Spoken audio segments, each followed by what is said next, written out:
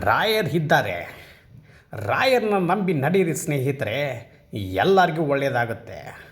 ನನಗೆ ಇನ್ಸ್ಟಾಗ್ರಾಮಲ್ಲಿ ಒಂದಿಷ್ಟು ಜನ ಫೋನ್ ಮುಖಾಂತರ ಕಾಮೆಂಟ್ ಮುಖಾಂತರ ತಿಳಿಸಿದರು ಸ್ನೇಹಿತರೆ. ಸರ್, ನಿಜವಾಗ್ಲೂ ರಾಯರಿದ್ದಾರಾ ಅಂತ ಕೇಳಿದರು.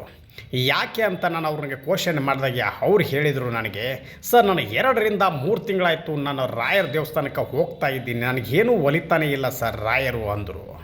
ನಾನು ಅವ್ರಿಗೆ ಒಂದೇ ಒಂದು ಕ್ವಶನ್ ಕೇಳಿದೆ ಸ್ನೇಹಿತರೆ, ನೀವು ಕಂಪ್ನಿಯಲ್ಲಿ ಕೆಲಸ ಮಾಡ್ತಕ್ಕಂಥ ಕಂಪ್ನಿಯಲ್ಲಿ ನಿಮ್ಮ ಮನೇಲಿ ಕೂತ್ಕೊಂಡು 1 ತಿಂಗಳು ಪೇಮೆಂಟ್ ಕೊಡು ಅಂದರೆ ನಿಮ್ಮ ಕಂಪ್ನಿ ನಿಮಗೆ ಪೇಮೆಂಟ್ ಕೊಡುತ್ತೇನ್ರಿ ಅಂತ ಕೇಳಿದೆ.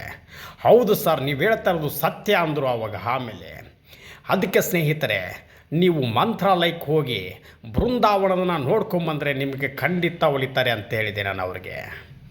100% ರಾಯರು ನಿಮ್ಮ ಹತ್ರ ಕೇಳೋದು ಏನು ಕೇಳ್ತಾರೆ ಅಂದರೆ, 1 ತಿಂಗಳದು ಪೇಮೆಂಟು ನನ್ನ ಹತ್ರ ಕೊಡೋಪ್ಪ ನೀನು ಅಂತ ಕೇಳಲ್ಲ ರೀ ರಾಯರು.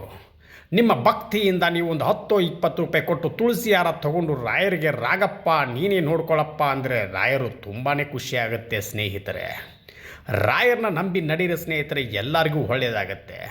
ರಾಯರನ್ನ ನಂಬಿ ಒಂದು ಹೆಜ್ಜೆ ಮುಂದೆ ಹಾಕಿದರೆ ನಿಮ್ಮ ಭವಿಷ್ಯನೇ ಉದ್ಧಾರ ಮಾಡ್ತಾರೆ ಸ್ನೇಹಿತರೆ. ನಾನು ಇದೇ ಥರ ವಿಡಿಯೋ ಮಾಡ್ತಾನೆ ಇರ್ತೀನಿ, ನೀವು ನನ್ನ ಫಾಲೋ ಮಾಡೋದು ಮಾತ್ರ ಮರಿಬೇಡಿ ಸ್ನೇಹಿತರೆ. ರಾಯರನ್ನ ನಂಬಿ ಎಲ್ಲರಿಗೂ ಒಳ್ಳೆಯದಾಗಲಿ.